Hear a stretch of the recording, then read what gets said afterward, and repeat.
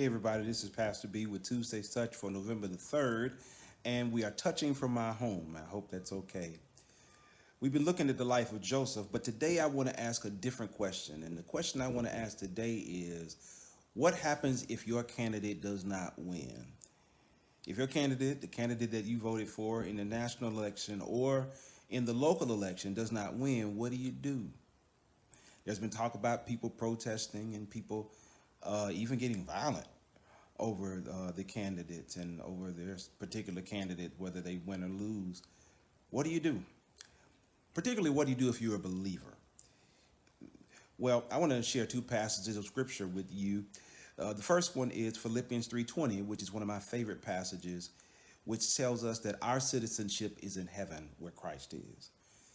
What that means is that while we do engage in the discussions, the debates, the voting down here, we remember that our citizenship is in heaven. So we don't get too bothered. We don't get upset. We don't start fighting because our candidate does not win. Our king sits in heaven. Our president sits in heaven.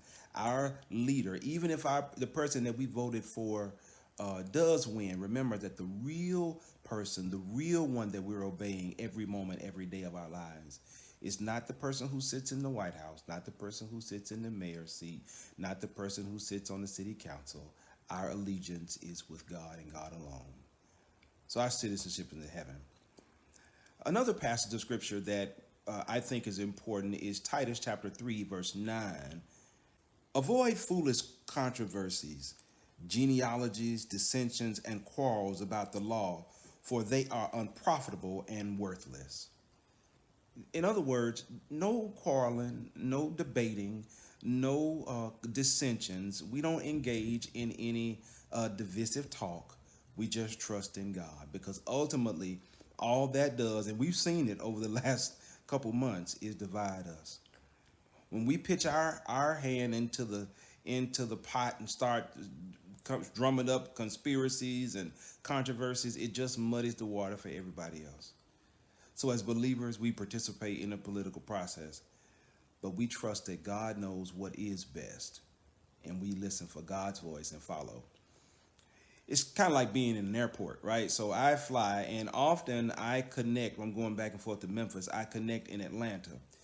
I'll go from Charleston to Atlanta, from Atlanta to Memphis, especially if I'm flying Delta.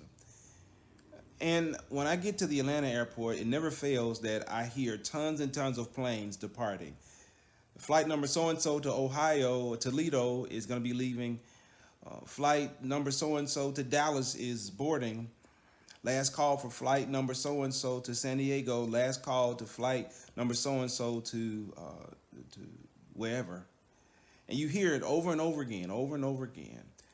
But I only move for the one flight that I'm going to get on. The one flight that's going to take me from Atlanta to Memphis is the one I move for. So while I may be hearing all around me all these different flights and all around me all these different announcements and be hearing all these different opportunities to get on planes, all this stuff is going on around me, guess what? I'm only listening for one call, for one voice, the one that's relevant to me, the one that's going to get me to the place I need to be. The rest of them, it's just noise. Life is the same way, friends. There's a lot of stuff going on around us in this political season. Discussions about politics, discussions about economics, but we're only listening for the one voice, the voice of God.